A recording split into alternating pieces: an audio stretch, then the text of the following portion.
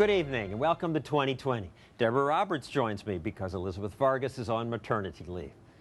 You've seen the commercials. Like a good neighbor, State Farm is there. This giant insurance company spends millions to convince us that if something bad happens, like a storm that destroys your home, State Farm will be there to pay for rebuilding. But in the aftermath of last year's devastating hurricane, many people claim this so-called good neighbor acted quite badly. That's right, John. Tonight you're going to hear from two former State Farm insurance adjusters who say that company systematically cheated many of its own customers to avoid paying to rebuild the homes of people who lost everything. Here's Chief Investigative Correspondent Brian Ross with their claims of a good neighbor gone bad. Katrina was devastating, but so was State Farm. A lot of people were cheated. A lot of people were cheated.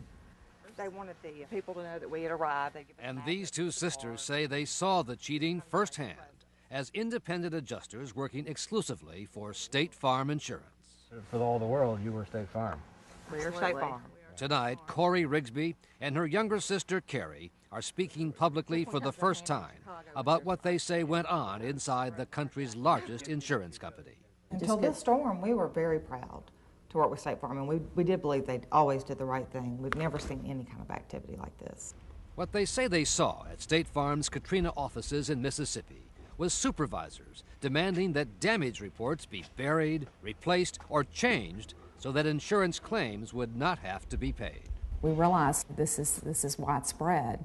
This damage report, the sisters say, would have backed up a policyholder's claim, but it was hidden in a special file with instructions: do not pay bill, do not discuss. I consider this to be a smoking gun. At one point, they even took pictures of a special shredding truck.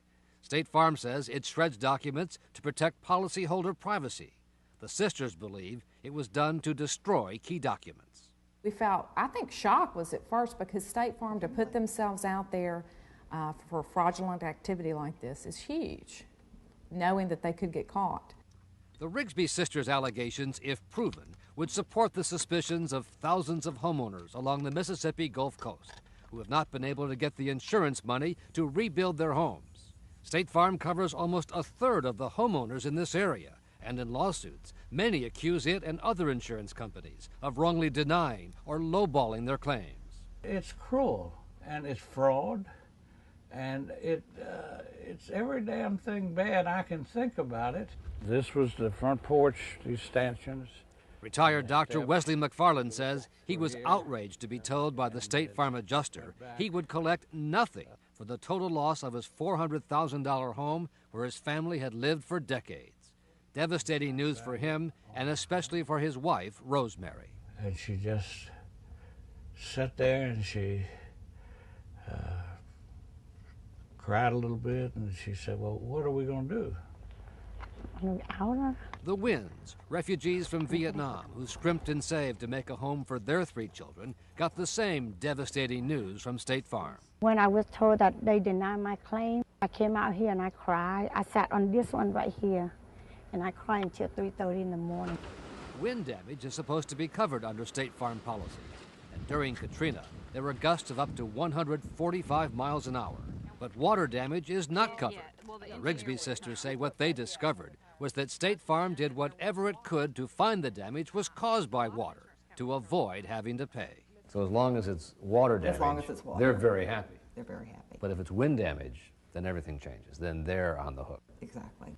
The sisters say they saw a senior State Farm coordinator go to great lengths to pressure outside engineers to prepare reports concluding that damage was caused by water, not wind. And she pulled out an engineer report, and she was flipping through it. Can you believe this engineer said wind damage? Call this company and tell them if they don't change their report, we're not paying their invoice. So you heard that? I was standing a foot from her. And I believe she then followed up by saying, look at all these. She had a stack of engineering reports On her desk. on her desk, and she said, look at all these engineering reports that have to go back or have to be changed. Mm-hmm. It took 3 engineering reports for State Farm to get one that concluded the wind's damage was caused by water. State Farm mistakenly sent her the first 2, which both concluded wind damage was predominantly to blame. They tried to cheat me. They tried to cheat me right here. The Winds, now living in a trailer, have hired a lawyer to sue State Farm. Whoever said calm comes after the storm probably had a State Farm agent. In its commercials and slogans, State Farm has long cultivated its image as the good neighbor. Like a good neighbor, State Farm is there. They are not a good neighbor, and they're not our friend anymore. They are not. But the company says it has paid more than $1 billion in claims in Mississippi and denies cheating anyone. We have not been cheating. Of course we have not been cheating. Instead of a company official, State Farm provided a Mississippi lawyer, Wayne Drinkwater, who told me in advance he had not been given the facts to answer many of our questions. Brian, I don't know what the facts are behind this. I don't know what happened. Brian, I don't know the facts behind this case, as I have told you. But State Farm's lawyers strongly denied the company had demanded changes in engineering reports to harm policyholders. You put no pressure on the firms. To come to any kind of pre-set result. We do not do that. You don't promise more work or take away work? Based on results of reports, we do not do that. Because we're told by people who work for you that's exactly what happened right here. Brian, that is not State Farm's policy, and as far as I know, we have no evidence that that has occurred. But it's not just the Rigsby sisters who say something funny has happened with the engineering reports. Certified engineer James Ken Overstreet says his report about the cause of the damage to the house that once stood here was secretly changed. Now, when I came out here, there was just snap trees everywhere. You know, just from the basis of that, there's a percentage wind damage to the house. His initial report concluded the damage was caused in large part by the wind. But Overstreet says someone, apparently at the engineering firm, wrote a new report for State Farm 3 months later, changing the conclusions from wind to water, and then signed his name without his knowledge or approval. Is that your signature? No, mine's a little different than that. You didn't sign this? No. Did you write the words saying that it was rising waters and wave No, action? mine said wind, a combination of wind. So somebody else wrote this and put your name to it? That's what it appears. The engineering firm denies being pressured and says it stands by the final report. I can do the print now. The Rigsby sisters have now downloaded thousands of documents from State Farm computer files and turned them and their own detailed statements over to federal and state prosecutors and to Mississippi's best-known trial lawyer. My eyes popped out on the altered engineering reports and the systematic way in which they were going about treating homeowners. Dickie Scruggs, the lawyer who took on the big tobacco companies, is now taking on State Farm, and the Rigsby sisters' allegations are a big part of his lawsuits. And the Rigsby sisters, they know where the bodies are buried. They know who's who in that organization. They know how it works. And do you think the sisters have evidence that goes to criminal behavior? If this isn't criminal, nothing is. State Farm's lawyer maintained he had never heard of the Rigsby sisters. You're familiar with them? I am not. Is State Farm familiar with them? I do not know the answer to that. The Rigsby sisters say that is hard to believe. They say they told State Farm and its lawyers that they had given prosecutors thousands of company documents. And we said, okay, we just want to let you know right up front, this is what we've done. We believe there's been fraudulent activity, and we've turned it over for investigation. And then we were suspended at that point.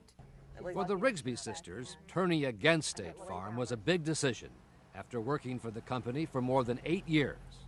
But it was when they came across the case of Dr. McFarland that they decided they had no choice but to go to authorities.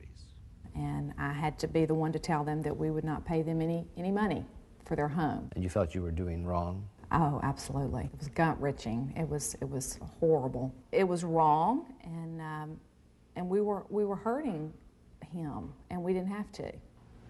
All Dr. McFarland and his wife could do was to collect from the limited federal flood insurance program. They were forced to live in a trailer just a few feet from where the family home once stood. Rosemary McFarland will never see their home rebuilt. She died this June. That contributed to Rosemary's death. How so? Because she started going down. Everybody, they're suffering almost a morbid depression. They're depressed. You blame State Farm? Yeah, they haven't got any money from their insurance that they thought they had, which would have put them back into their lives. In response to our story, State Farm says it's launched an independent investigation into the allegations made by Corey and Carrie Rigsby. Brian Ross's report is just the first of an unprecedented week-long ABC News series called Hurricane Katrina, Where Things Stand. It will continue all weekend and next week on ABC News programs. ABCNews.com will have constant coverage of the one-year anniversary of Hurricane Katrina. We'll be right back.